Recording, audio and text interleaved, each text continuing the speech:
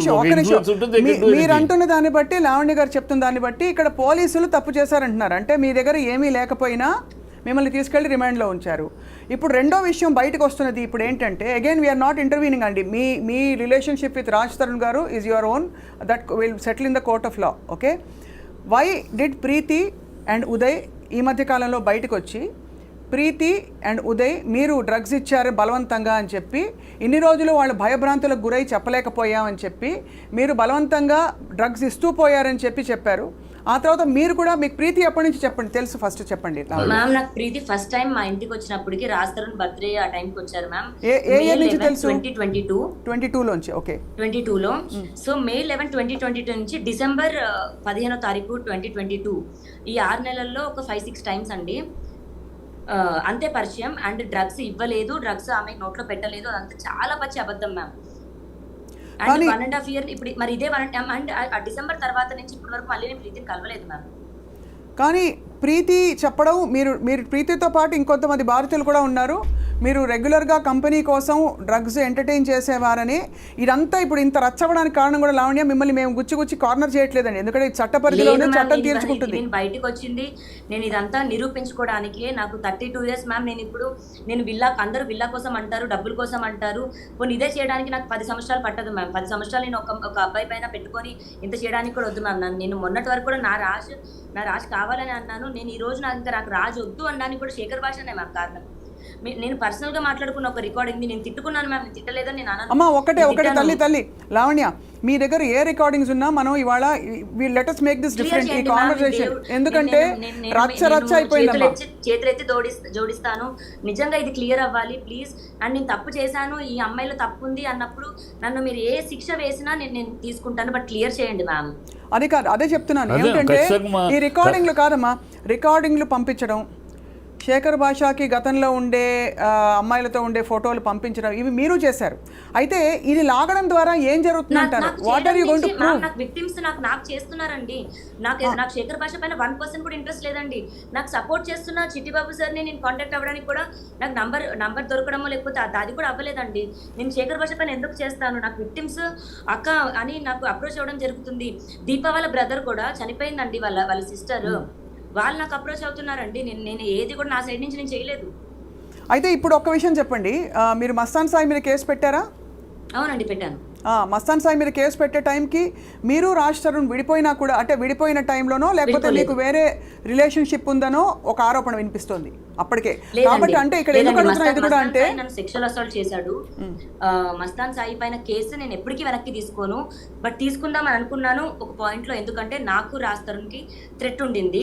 And Mastan Sai పైన case పెట్టమని చెప్పింది రాజ్ తరుణ్, మస్తాన్ సాయి పైన కేసు పెట్టడానికి ప్రోత్సహించింది రాజ్ తరుణ్ అండి. సో అయితే 100% నిజం. అంటే నన్ను పెళ్లి చేసుకోమని, మస్తాన్ సాయిని ప్రేమించమని పెట్టిన కేసు కాదండి. నాకు ఎందుకంటే 32 years లో ఎంతమంది పైన కేసు కాదమ్మా, ఇవన్నీ కూడా ఈ లాస్ట్ 1.5 year నుంచి మొదలైనవి అంతే కదా. వీళ్ళందరూ మస్తాన్ సాయి ఎప్పటి నుంచి పరిచయం? నీకు ఈ మధ్య కదా? అంతే సార్, 1.5-2 years. అది అంటే గత 9 ఏళ్ళు మీరు కలిసి ఉన్నప్పుడు ఏమీ లేదు, వీళ్ళు ఎంటర్ అయినాక స్టార్ట్ అయ్యింది. అంటే లావణ్య ఫ్రాంక్గా అంటే ప్రపంచానికి కొద్ది గొప్ప న్యూట్రల్గా ఉన్న వాళ్ళందరికీ అర్థమవుతున్న విషయం ఏంటంటే, మీరు రాజ్ తరుణ్ మీ డైరెక్షన్స్లో మూవ్ ఆన్ అయ్యారు. అంటే మీరు మీ జీవితంతో మూవ్ ఆన్ అయిపోయారు, అండ్ రాజ్ తరుణ్ తన జీవితంతో మూవ్ ఆన్ అయిపోయారు. అయితే మధ్యలో మూవ్ అయిన తర్వాత ఇప్పుడు ఈ డ్రగ్స్ వ్యవహారం మీ దగ్గర ఇరుక్కున్న తర్వాత మీరు రాజ్ తరుణ్ కూడా ఇందులో లాగే ప్రయత్నం చేస్తారా, అతను కావాలని ఒక భావన కలుగుతుందమ్మా? ఫ్రాంక్లీ చెప్తున్నాను, ఈ రోజుకి కూడా అబద్ధం చెప్పి రాజ్ తరుణ్ పైన ఫైట్ చేస్తున్నాను మ్యామ్. అది నిజం, బట్ అబద్ధం చెప్పి రాజ్ తరుణ్ ని ఇన్వాల్వ్ చేయాలని నేను అన్నాను. రాజ్ తరుణ్కి నిజంగా డ్రగ్స్ తో సంబంధం లేదు. రాజ్ తరుణ్ అలా డ్రగ్స్ ఎంకరేజ్ చేయడు మ్యామ్. కోపం ఉంది కదా అని రాజ్ తరుణ్కి ఇందులో సంబంధం ఉందని కూడా నేను చెప్పను. రాజ్ తరుణ్ అతను ఎలా ఫాలో అయ్యేవాడు, నన్ను అలాగే కాపాడుకుంటూ వచ్చేవాడు. మరి 1 year నుంచి ఏమైందో దేవుడికే తెలియాలి, రాజ్ తరుణ్కే తెలియాలి. నేను వద్దు లావణ్య, ఇంకా నాకు నువ్వు వద్దు, ఐ వాంట్ టు మూవ్ అని నాకు నోట్తో చెప్పుకుంటే వెళ్ళిపోయేదాన్ని మ్యామ్. డ్రగ్స్ సంబంధించిన దాంట్లో రాజ్ తరుణ్కి నాకు సంబంధం లేదు మ్యామ్. రాజ్ తరుణ్ ఇంకో అమ్మాయితో సంబంధం ఉందమ్మా? రాజ్ తరుణ్ ఇంకో అమ్మాయితో సంబంధం ఉందా? అది చాలా మందితో ఉంది. నీకు అది ఎప్పుడు తెలిసింది? నీకు రాజ్ తరుణ్కి ఇంకో అమ్మాయితో బంధం ఉంది అనేది ఎప్పుడు తెలిసింది? 2017-18 నుంచి తెలిసింది సార్. అప్పటి నుంచి మరి అప్పటిదాకా ఈనాళ్ళు ఎందుకు ఊరుకున్నాం మరి ఈనాళ్ళు ఆ సార్, విషయం నేను నమ్మి వచ్చానండి. ఏది ఏమైనా సరే రాజ్ తరుణ్ చెయ్యి వదలొద్దు. నేను ముసల్దాన్ని అయినా సరే అతనే నా మొగుడండి. ఇప్పుడు బయట ఉన్నా సరే, విడిపోయినా సరే, లేదా ఫోటోకి దండేసుకొని చచ్చిపోయాడు అనుకుంటాను, కానీ అతనే నా మొగుడండి. కాదు లావణ్య, సరే మీరు ఎమోషనల్ గా మాట్లాడుతున్నారు, that's fine, we respect your ఇది. లేదు మ్యామ్, నేను చిన్న వయసులో అతను వచ్చేసాను మ్యామ్. నాకు ఇప్పుడు గడవట్లేదు, ఇల్లు గడవట్లేదు, నా లైఫ్ గడవట్లేదు. కానీ మీరు చేస్తున్న ఒక్క నిమిషం, మీరు మీ కేసు జెన్యూన్ అని మీరు నమ్మితే వాళ్ళ ఫోటోలు చిన్నప్పుడు స్కూల్లో వాడికో ఫ్రెండ్ కొరికిన వీడియో ఇది, ఇంకేదో చేసిన ఇది అని చెప్పి వీళ్ళందరూ ఇన్వాల్వ్డ్ పార్టీస్ తాలూకు మీరు సేకరించి అందరికీ మీడియాకి పంపిస్తున్నారు కాబట్టి మిమ్మల్ని మళ్ళీ మీరు చేస్తున్నది వాళ్ళు చేస్తున్నారు, యువర్ మిర్రరింగ్ ఈచ్ అదర్. ఇది ఎక్కడ సాల్వ్ అవుతుంది? ఇప్పుడు మీరు ఆడియో రికార్డింగ్ పంపిస్తారు, ప్రీతి వాళ్ళ మదర్ది, ఇంకా మస్తాన్ సాయిది, ఇంకోటి. ఒక మాట జెన్యూన్గా మాట్లాడుకోవాలి, ఆ అమ్మాయి చేస్తుంది అంటే ఆ అమ్మాయి చేయటానికి ఇది వాళ్ళు చేసిన దానికి రిప్లైగా ప్రతిఘటన, వాళ్ళు చేసిన యాక్షన్కి రియాక్షన్.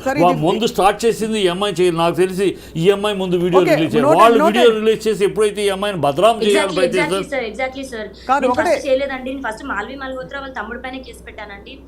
నేను చూస్తున్నా, వాళ్ళు ఎప్పుడైతే ఈ అమ్మాయిని బదనాం చేయాలనో రిటార్ట్ తెచ్చుకుంటుంది. ఎవరైనా ఇస్తారు, నువ్వైనా ఇస్తే నేను రిటార్ట్ తెచ్చుకోకుండా సైలెంట్గా ఉంటే వాళ్ళు జెన్యూన్ అయిపోతారు కదా, వాళ్ళ మాటలు అబద్ధాలు నిజాలు అయిపోతాయి. అందుకని రిటార్ట్ అయింది. సో రిటార్ట్ అవ్వటం అతను వాళ్ళు చేయటం నువ్వు చేయటం, ఈ రిటార్ట్ అవ్వడం ఎవరు నష్టపోతున్నారు? ఎప్పుడైనా ఆలోచించావమ్మా నువ్వు? ఎవరు నష్టపోతున్నారు? ఎవరి జీవితాలు నష్టపోతున్నాయి? మీ ఇద్దరు చేయటం వల్ల మీ ఇద్దరే నష్టపోతున్నారు. అది నువ్వు ఆలోచించుకోవాలి, రాజ్ తరుణ్ ఆలోచించుకోవాలి. రాజ్ తరుణ్ కెరియర్ దెబ్బతింటుంది. పర్సనల్గా ఒక హీరోకి పర్సనల్ ఇమేజ్ పబ్లిక్లో దెబ్బతిందంటే వాళ్ళ లైఫ్ దెబ్బతింటుంది, కెరియర్ దెబ్బతింటుంది. ఇది చరిత్ర, సినిమా చరిత్రలో జరిగే ఉన్న నగర సత్యాలు. అలా నువ్వు బజార్ను పెట్టుకోవడం వల్ల నీ దగ్గరికి ఒకవేళ మనసు మారి రావాలన్నా కూడా నువ్వు ఇలాంటి చేయటం వల్ల ఆ అడ్డుగోడలు నువ్వే నిర్మించుకుంటూ అవటలా. ఇంకా తను ఒకవేళ మనసు మారి వాళ్ళ కావచ్చు రేపైనా మనసు మారి రావాలన్నా కూడా నువ్వు రానివ్వకుండా నువ్వు అడ్డుగోడలు నిర్మిస్తున్నట్టు అవటలా. సో ఈ రెండింటి వల్ల ఇద్దరు నష్టపోతున్నారు, అది అర్థం చేసుకోవాలి. నేను ఆ తప్పుకి నేను ఒప్పుకుంటాను, ఆ తప్పుకి నేను శిక్ష కూడా అనుభవిస్తానండి. నేను షేర్ చేసిన అయి ఉండొచ్చు, బట్ నేను రెసిప్రికేట్ అవుతున్నాను sir.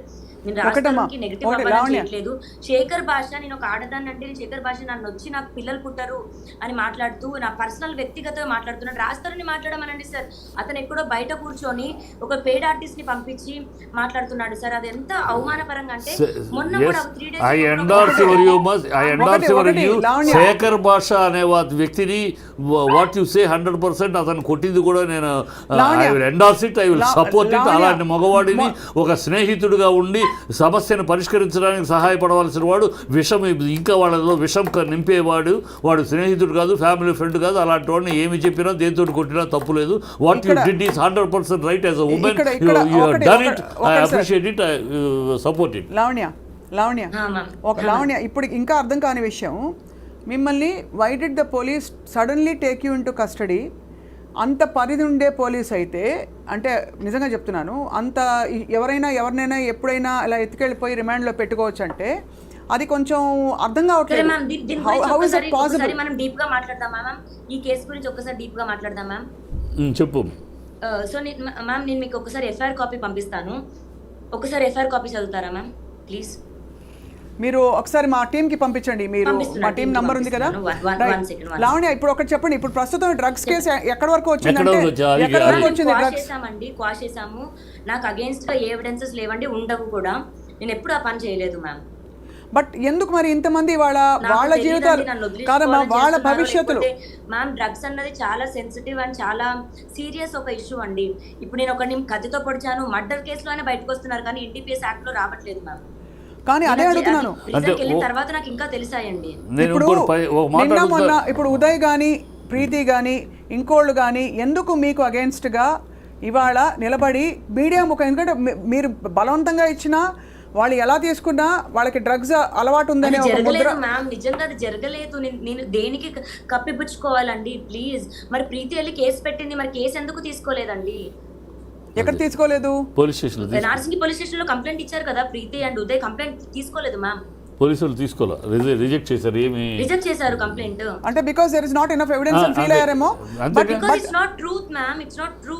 No, I don't think the police can. ఇప్పుడు ఒక బాధితులు ఎవరైనా వెళ్తే మా స్టేషన్ కి, మీరు వెళ్ళినా కూడా ఎవరు వెళ్ళినా కూడా ఒక ప్రైమా ఫేసి ఒక కంప్లైంట్ ఇస్తే దానికి ఉంటే తప్పకుండా అది నోట్ చేసుకుంటారు. అది ఎఫ్ఐఆర్ అవడానికి they last for more this thing. కానీ ఎలాగైతే మరి అలా పోలీసులు ఎలా అయితే కేసు తీసుకోలేదో మరి మీ పైన కేసు ఎలా తీసుకుని మిమ్మల్ని అరెస్ట్ చేశారు?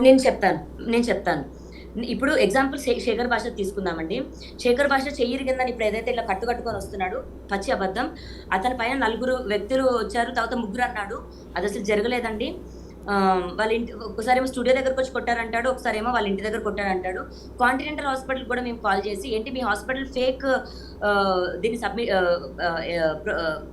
ఏమంటారు ఎంకరేజ్ చేస్తున్నారా అంటే శేఖర్ భాషను హాస్పిటల్ నుంచి పంపించేశారండి.